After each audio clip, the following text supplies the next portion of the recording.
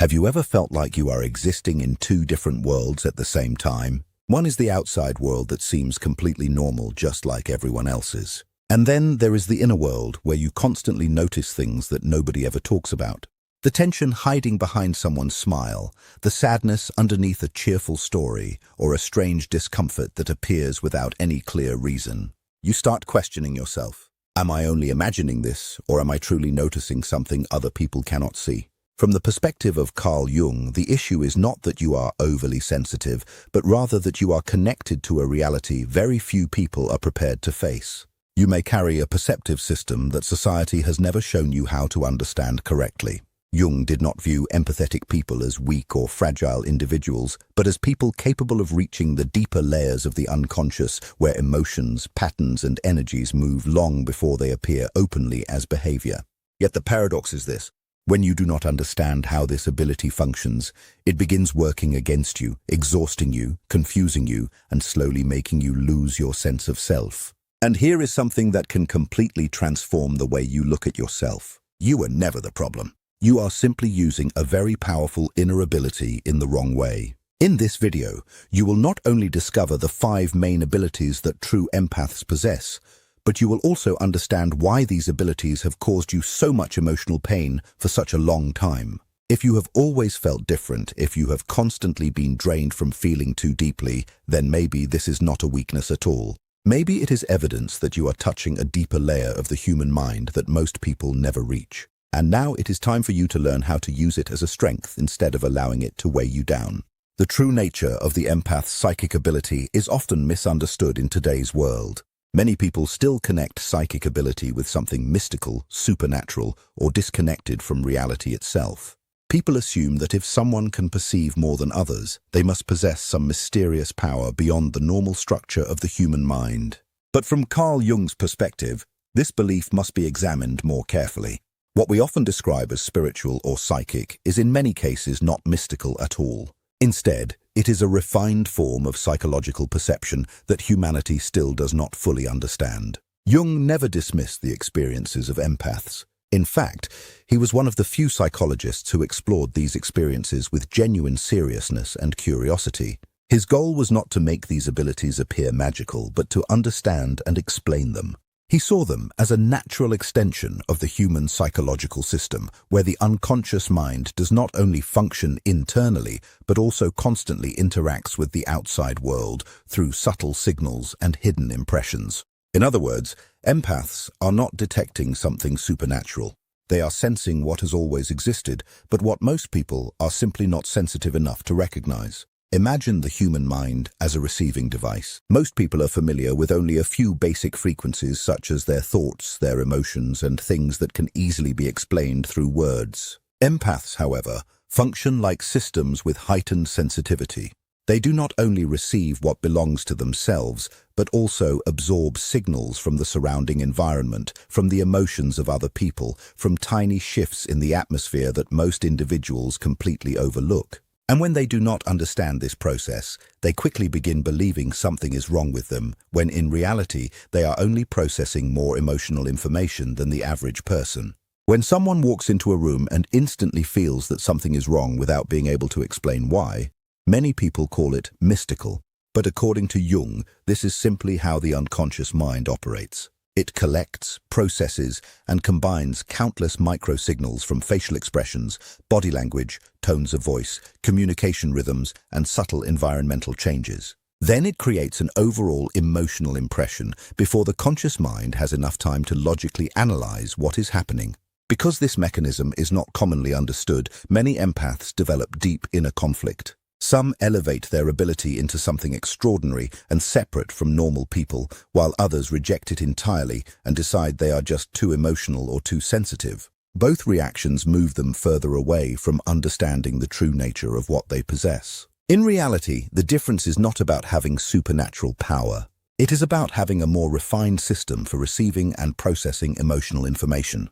And like every system, if it is not properly understood, it eventually becomes exhausting and overwhelming. But once it is recognized clearly, it becomes a form of deep intelligence that allows someone to understand the world not only through logic, but through a broader and more detailed level of perception.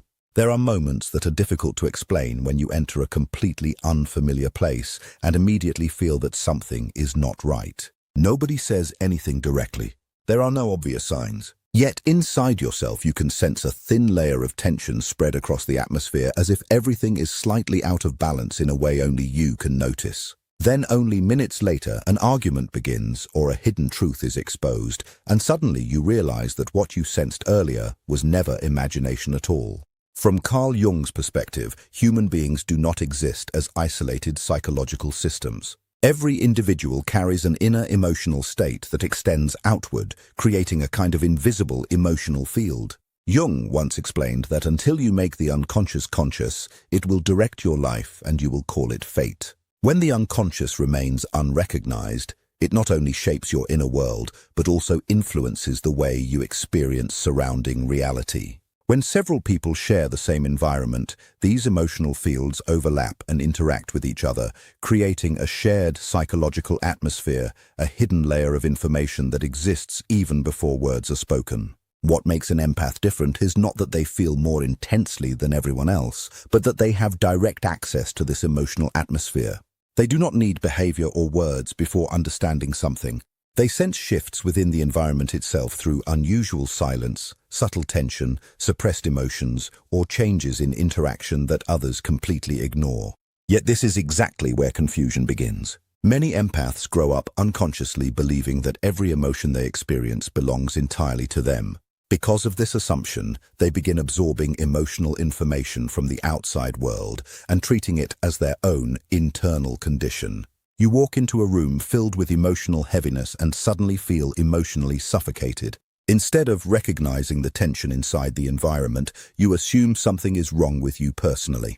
You join a conversation where hidden competition exists and instantly feel uncomfortable, yet instead of questioning the atmosphere, you question yourself and wonder why you are so sensitive. Through these repeated misunderstandings, the line between perception and personal identity slowly disappears. The unconscious problem here is not the emotion itself, but the inability to recognize that you are receiving emotional signals from the outside world. Imagine being someone who can hear frequencies other people cannot hear. You enter a room and detect a faint sound in the background. But because you do not realize the sound is external, you begin believing it comes from inside you. Then you spend all your time trying to fix yourself when the real issue is simply misunderstanding what you are perceiving. For this reason, the healthy use of this ability does not involve becoming less sensitive. Instead, it requires changing your internal position while perceiving emotional information. Rather than immediately identifying with every feeling, you learn to pause and ask yourself an important question. Does this emotion truly belong to me, or did it only appear after entering this space? Once this question becomes a habit, a very subtle but powerful transformation begins to happen inside you. You still perceive everything clearly, perhaps even more clearly than before, but you are no longer consumed by it. You can walk into an environment full of emotional tension and recognize it without carrying it within yourself. You can understand another person's emotional condition without becoming emotionally trapped inside their experience. And at that exact moment, the ability that once drained your energy begins changing its nature completely. It stops being a burden and becomes a form of deep awareness, a refined way of understanding reality while still remaining connected to yourself. In the end, the true value of this ability is not measured by how much you can feel. It is measured by whether you are conscious enough not to lose yourself inside what you feel. When you can stand inside an emotionally chaotic environment while still maintaining inner calmness, it is no longer simple sensitivity. It becomes a form of higher awareness and inner consciousness. And when you are no longer absorbed by the atmosphere around you, a deeper level of awareness slowly starts to appear. You do not simply notice emotional states anymore. You begin to recognize the hidden structures behind the people who create those emotional states. But sensing an environment is only the beginning of perception. Once you stop being emotionally pulled by every surrounding energy, another ability begins to unfold inside you. You no longer only feel moods. You start seeing the deeper systems operating beneath people's behavior. There is a subtle kind of perception many empaths naturally carry, though they often question it or dismiss it. It is not only the ability to sense emotions. It is the ability to notice the deeper structure working within a person. What keeps repeating, what stays consistent, and what eventually reveals itself no matter how carefully it is hidden over time. You do not simply meet someone and see who they are on the surface. You begin to notice how they react when emotionally hurt. You observe how they move close to others and then suddenly create distance. You notice the way they form attachment and the way they slowly break it apart. What becomes surprising is that you often recognize these things very early, even when nothing is fully obvious yet. You may meet someone who appears completely normal from the outside. Their words sound calm. Their behavior seems acceptable and nothing immediately feels alarming. Yet, somewhere inside the flow of the interaction, in the way they avoid deeper emotional contact, in the small mismatch between their words and their emotional energy, you quietly sense that something is not fully aligned. It may not be strong enough to clearly explain, but it is enough to stop you from fully trusting them. This is not your imagination creating problems. This is the moment you begin touching a deeper level of awareness where unconscious patterns slowly reveal themselves through the smallest signals. From the perspective of Carl Jung, human beings do not behave randomly. Every reaction, every decision, every emotional response is shaped by structures that formed deep within the unconscious mind long ago. These structures do not disappear as a person grows older. They simply become more polished, more hidden, and more socially acceptable, while still repeating themselves in almost identical ways. Empaths with heightened sensitivity can often recognize these repetitions the moment they begin showing themselves. The important thing to understand is this. You are not reading a person like a fortune teller. You are reading a pattern of operation. You are noticing a system expressing itself through tiny signals. You see how someone controls the pace of connection. You notice how they avoid emotional vulnerability. You watch how they make promises but fail to maintain consistency through action. On their own, these details may seem very small or meaningless, but once they are connected together, they begin forming a recognizable pattern. And every pattern eventually leads somewhere, whether the person is aware of it or not. Imagine standing near a river current. You do not need to see the final destination of the water to understand where it is moving. You only need to observe its direction from the beginning. Recognizing unconscious patterns works the same way. It is not about predicting the future like some mystical ability. It is about understanding what the structure of the present is already leading toward. Yet this is where the inner conflict begins for many empaths. You see things clearly, but you struggle to trust your own perception. Many empaths have the habit of trusting potential more than reality. They recognize unhealthy patterns but convince themselves that maybe this situation will become different later. They notice inconsistency but reinterpret it in a softer way. They feel an internal warning but assume they are simply being overly sensitive. And in the exact moment they reject their own perception, they enter cycles they already sensed from the beginning. This is the deeper truth. Your ability exists not so you can endlessly analyze others. It exists so you can avoid placing yourself inside systems you already recognize as harmful or unstable.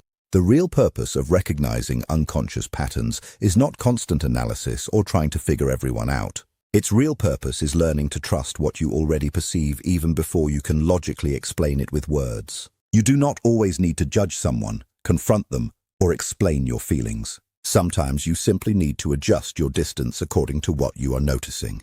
You move closer when you recognize emotional consistency and genuine alignment. You create distance when you sense confusion, instability, or emotional contradiction. No dramatic reactions, no extreme behavior, just quiet clarity. Once you begin practicing this, something inside you changes deeply. You stop living in a state where you must wait for painful experiences before finally reacting. Instead, you begin living with awareness from the very start. You no longer need to experience the entire story before understanding its direction.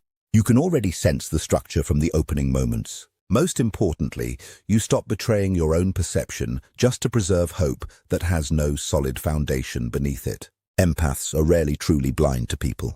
More often they are individuals who notice things early but choose not to stand beside what they already know internally. Once this changes, once they stop denying themselves and begin trusting their perception, the very ability that once created confusion becomes an inner compass. Quiet, subtle, and calm, yet accurate enough to guide them through life without forcing them to repeatedly learn the same painful lessons again and again.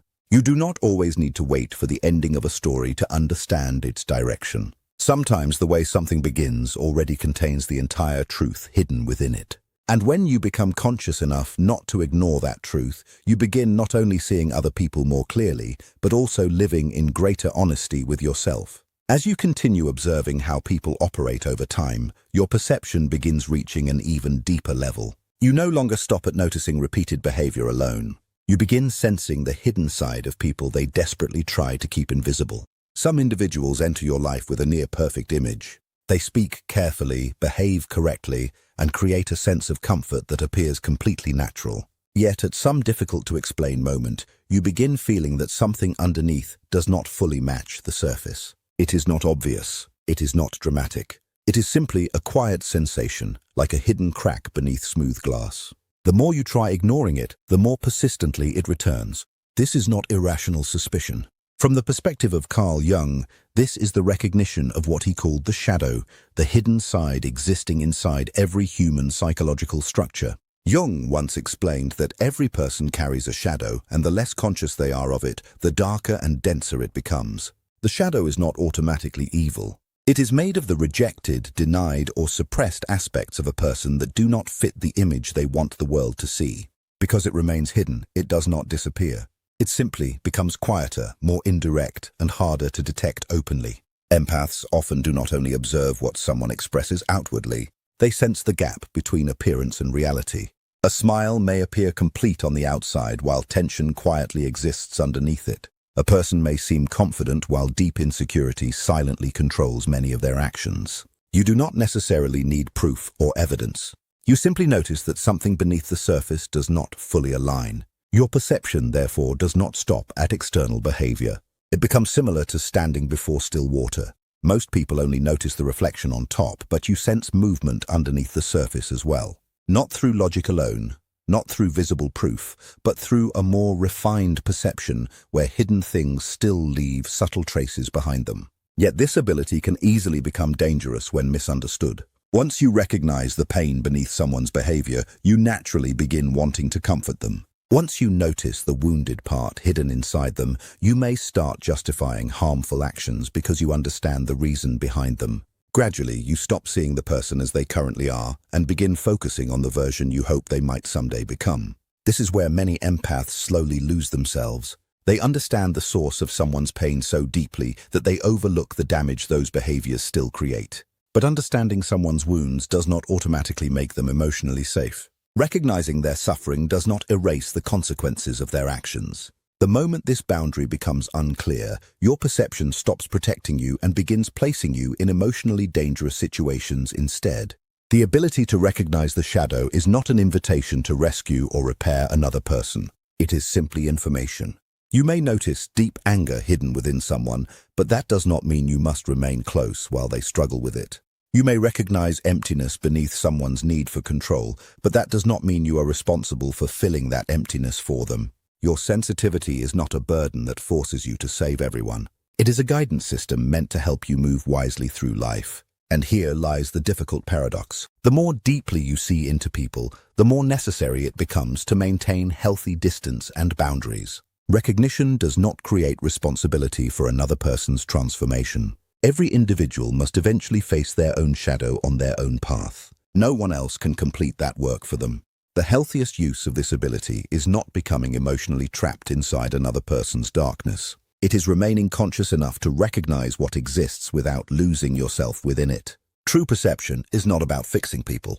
It is about seeing clearly while still protecting your own inner stability. When you learn this balance, your sensitivity stops becoming a source of confusion and starts becoming one of the clearest forms of wisdom you possess.